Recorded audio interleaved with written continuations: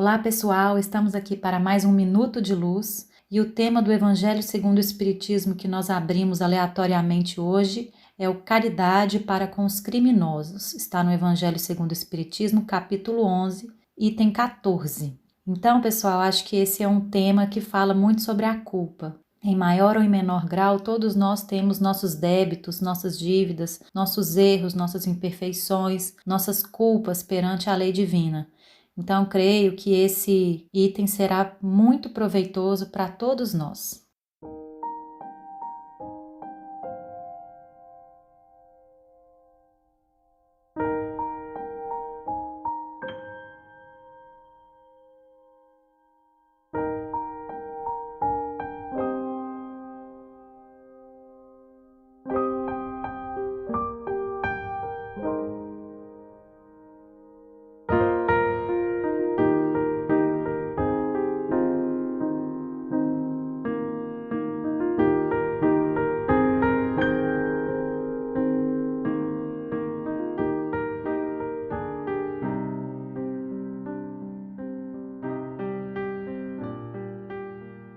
Caridade para com os criminosos. A verdadeira caridade constitui um dos mais sublimes ensinamentos que Deus deu ao mundo. Completa fraternidade deve existir entre os verdadeiros seguidores da sua doutrina. Deveis amar os infelizes, os criminosos, como criaturas que são de Deus, às quais o perdão e a misericórdia serão concedidos, se arrependerem, como também a vós, pelas faltas que cometeis contra a sua lei. Considerai que sois mais repreensíveis, mais culpados do que aqueles a quem negardes perdão e comiseração, pois as mais das vezes eles não conhecem Deus como o conheceis, e muito menos lhes será pedido do que a vós. Não julgueis, não julgueis absolutamente, meus caros amigos, porquanto o juízo que proferirdes ainda mais severamente vos será aplicado, e precisais de indulgência para os pecados em que sem cessar incorreis.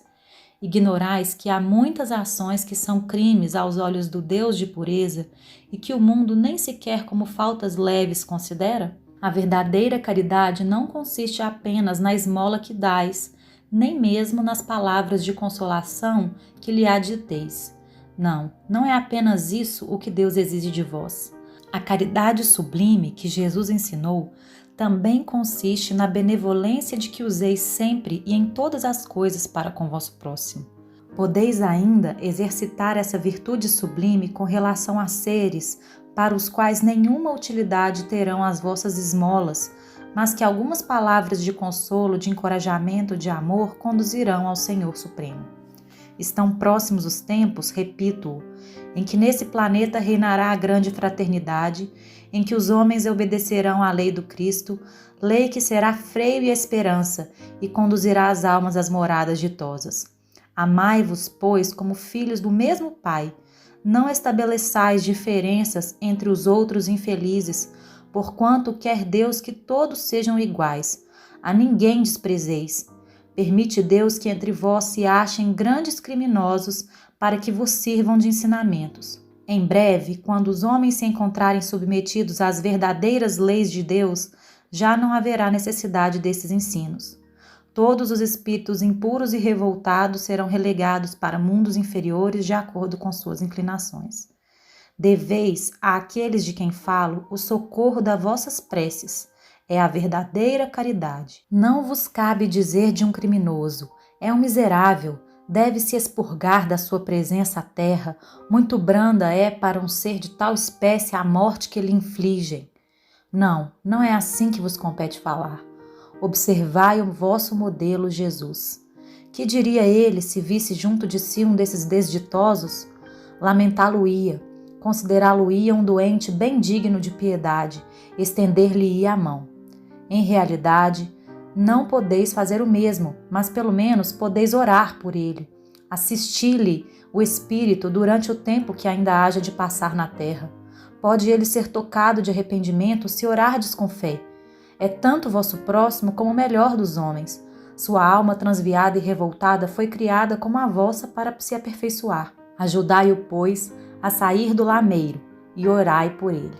Elizabeth de França, mensagem de 1862.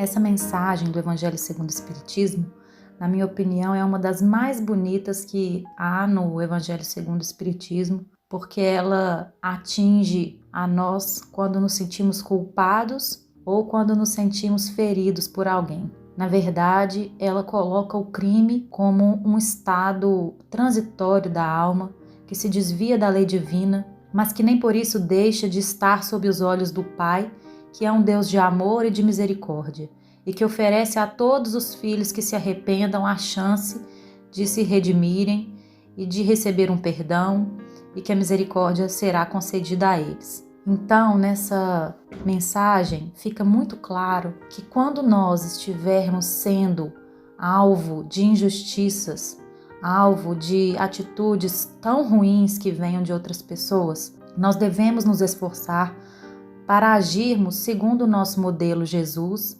que é um modelo de lamentar o mal, não é de fechar os olhos para o mal, não é de ser ingênuo, não é de não sentir o sofrimento que vem do mal, mas é de lamentar o mal e oferecer a ele a esperança do refazimento. Nesse trechinho aqui diz, como Jesus agiria diante desses infelizes. Lamentá-lo-ia, considerá-lo-ia um doente bem digno de piedade e estender-lhe-ia a mão. Então, esse paradigma é muito diferente do combate ao mal.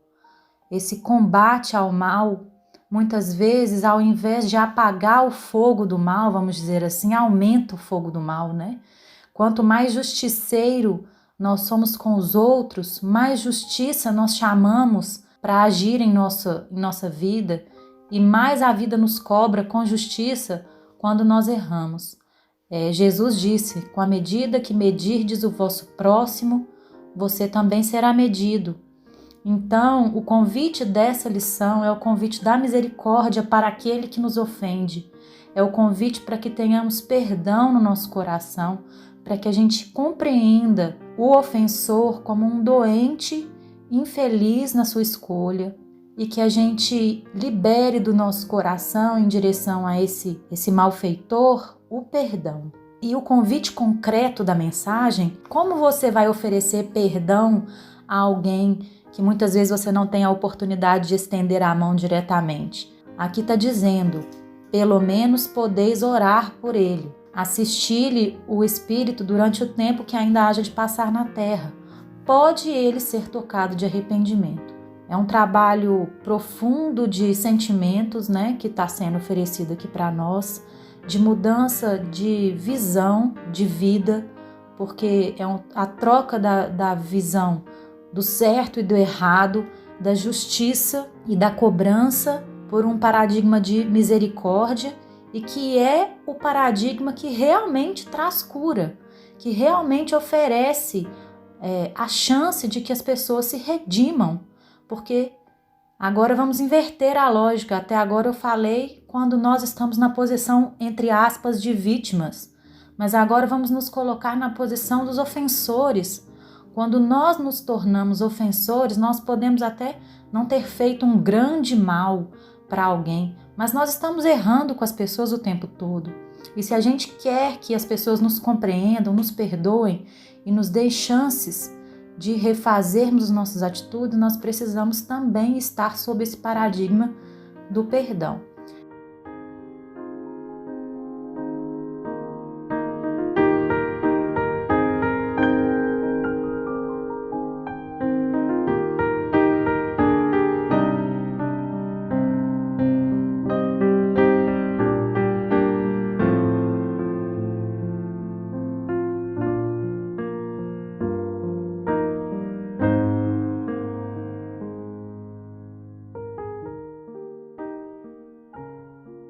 Para trazer um exemplo da obra de Francisco Cândido Xavier sobre essa mensagem, eu trouxe aqui o livro Sexo e Destino.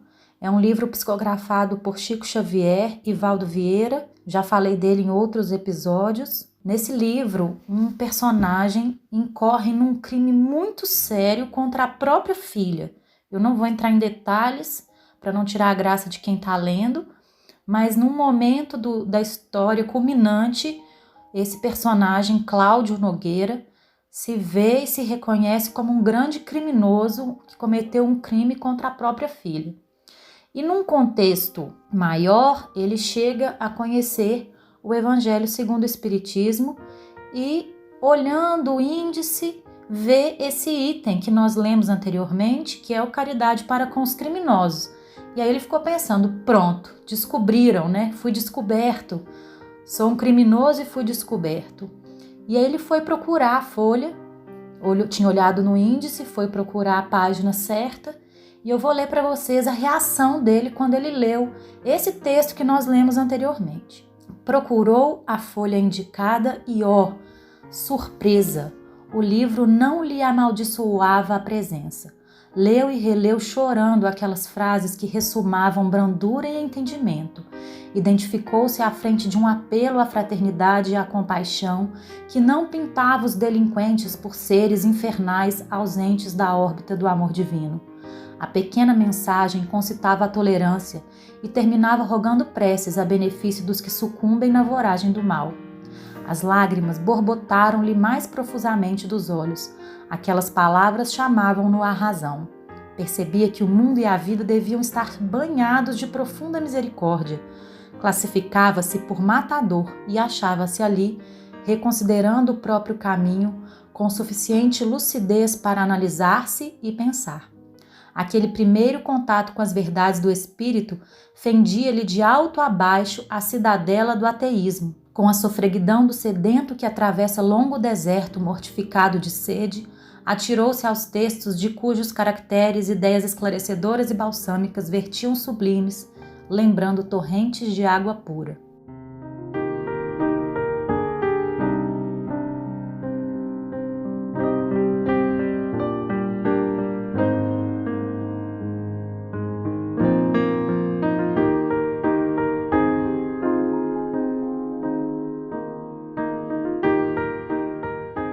Olha que impressionante esse trecho, como o amor tem muito maior poder de transformação do que o combate, como a oração, ela não é simplesmente um ato contemplativo, passivo, de inação diante dos desafios da vida. A oração realmente transforma a realidade. Esse texto nos mostra isso. A oração por um criminoso pode transformá-lo, pode fazer com que ele tenha arrependimento. Olha o Cláudio Nogueira aqui, se sentia o matador da própria filha e uma palavra de amor foi o que fez ele se transformar. Não foi alguém acusando com o dedo em riste. Quando a gente se sente criminoso, às vezes é muito mais confortável a gente receber reprimendas, condenações, mas quando a gente recebe um amor gratuito assim, a gente se sente compelido a mudar. E eu queria destacar que nesse exemplo do Cláudio Nogueira, a partir daquele momento, nunca mais ele foi o mesmo.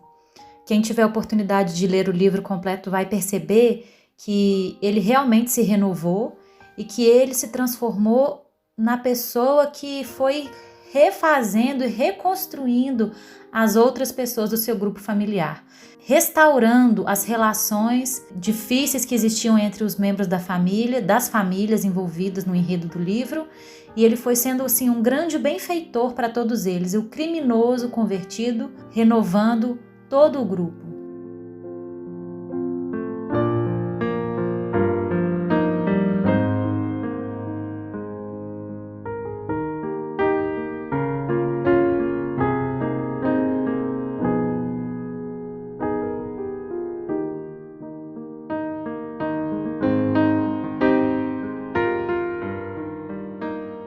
É esse amor que nós temos em nosso favor todos os dias, quando nós, mesmo sendo quem somos, acordamos de manhã e o sol está lá brilhando para todo mundo e o ar pode ser respirado. e a natureza está aí nos servindo.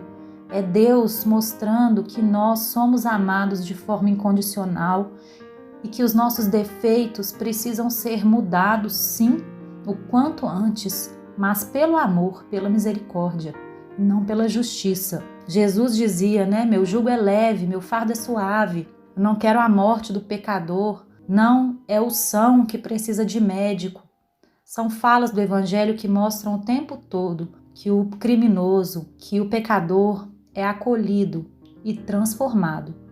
Isso não é aceitar o pecado, isso não é endossar o erro, muito pelo contrário, é o caminho da real transformação, o caminho do amor.